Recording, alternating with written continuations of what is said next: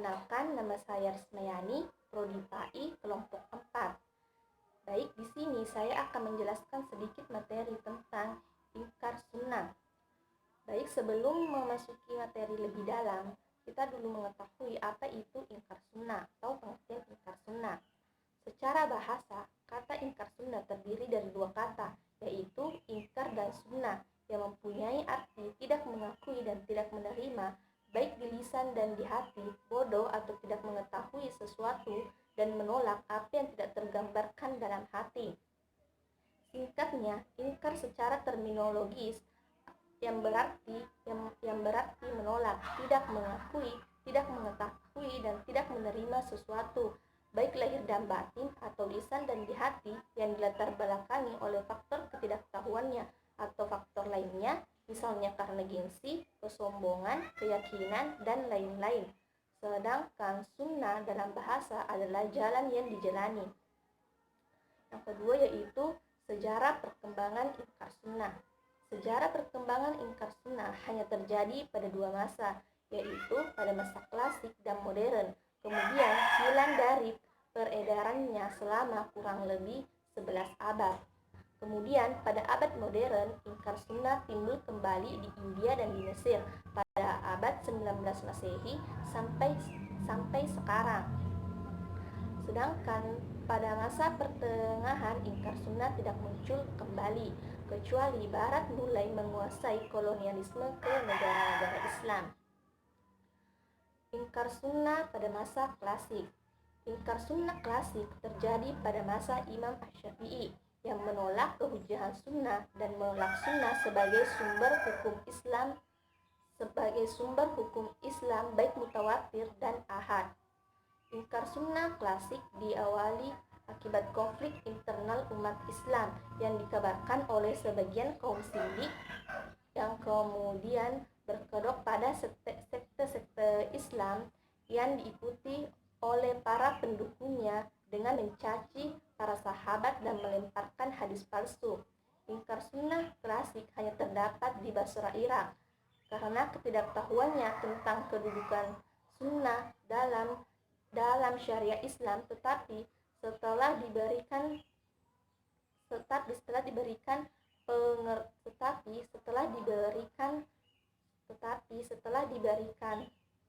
penjelasan, akhirnya mereka menerima kehujahannya. Yang kedua, ingkar sunnah pada masa modern. Menurut Mustafa Zami dalam buku yang ditulis Agus Solahuddin menuturkan bahwa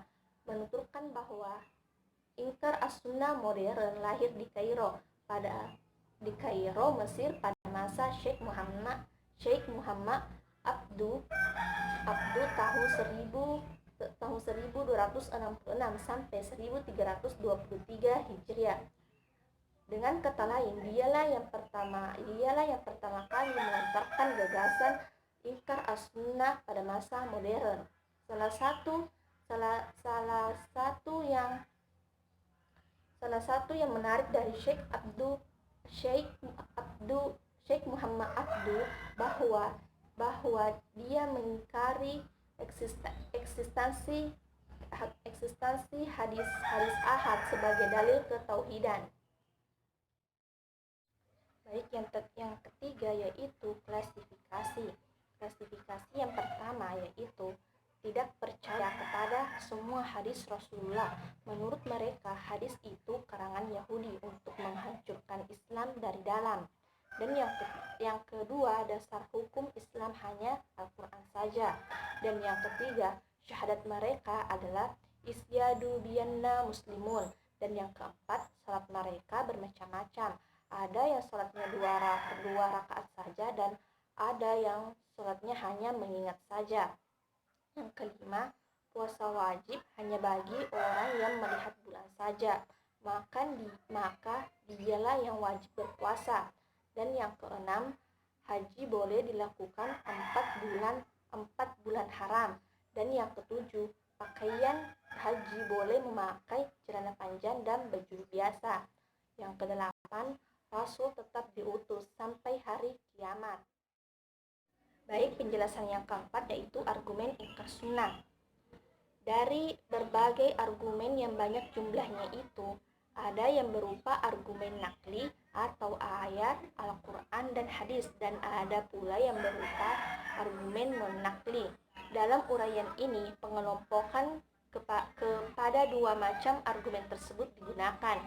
Adapun yang dimaksud dengan argumen nakli maksudnya di sini adalah argumen-argumen nakli tidak hanya berupa ayat Al-Quran saja, tetapi juga berupa sunnah atau hadis Nabi. Memang agak ironis juga bahwa mereka yang berpaham ingkar sunnah ternyata telah mengajukan sunnah sebagai argumen membela paham mereka. Adapun yang dimaksud dengan argumen non-nakli adalah argumen-argumen yang tidak berupa ayat Al-Quran atau hadis-hadis. Walaupun sebagian dari argumen-argumen itu ada yang menyinggung sisi tertentu dari ayat Al-Quran atau hadis Nabi, namun karena yang dibahasnya bukanlah ayat atau matan hadisnya secara khusus, maka argumen tersebut dimasukkan dalam argumen-argumen non-nakli juga. Adapun argumen lain terhadap ingkar sunnah, yang pertama yaitu agama bersifat konkret dan pasti. Mereka berpendapat bahwa agama harus dilandaskan pada suatu hal yang pasti. Apabila kita memanggil dan memakai sunnah, berarti landasan agama itu tidak pasti.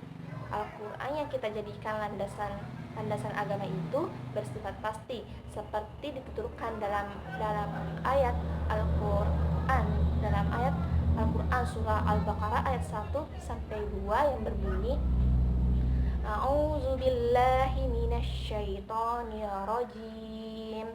Bismillahirrahmanirrahim. Alif Lam Mim. Zalikal kitabu la raiba fih hudal lil muttaqin. Yang artinya Alif Lam Mim, kitab atau Al-Quran ini tidak ada keraguan padanya, petunjuk bagi mereka yang bertakwa. Quran surah Al-Baqarah ayat 1-2.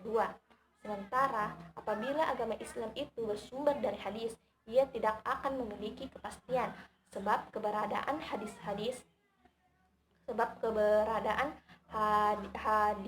khususnya hadis ahad bersifat dhani atau dugaan yang kuat dan tidak sampai pada peringkat pasti. Karena itu, apabila agama Islam berlandaskan hadis di samping Al-Quran, Islam akan bersifat tidak kepastian, dan ini dikecam oleh Allah dalam firman-Nya. Dan argumen yang kedua yaitu Al-Quran sudah lengkap. Jika kita berpendapat bahwa Al-Quran masih memerlukan penjelasan, berarti kita secara tegas mendustakan Al-Quran dan kedudukan Al-Quran yang membahas segala hal secara tuntas, padahal ayat di atas membantah Al-Quran masih mengandung kekurangan. Oleh karena itu dalam syariat Allah dan diambil pegangan lain kecuali Al-Quran. Al-Quran tidak memerlukan penjelasan, justru sebaliknya merupakan penjelasan terhadap segala hal. Seperti yang disebutkan dalam Quran surah An-Nahl ayat 89 yang artinya, dan ingatlah akan hari ketika Kiai bangkitkan pada tiap-tiap umat seorang saksi atas mereka dari mereka sendiri, dan kami datangkan kamu Muhammad menjadi saksi atas seluruh umat manusia, dan kami turunkan kepadamu Alkitab Al-Quran untuk menjelaskan segala sesuatu dan petunjuk serta rahmat dan kabar gembira bagi orang-orang yang berserah diri. Baiklah, itulah penjelasan materi saya tentang ingkar sunnah. Kurang dan lebihnya mohon dimaafkan. Assalamualaikum warahmatullahi wabarakatuh.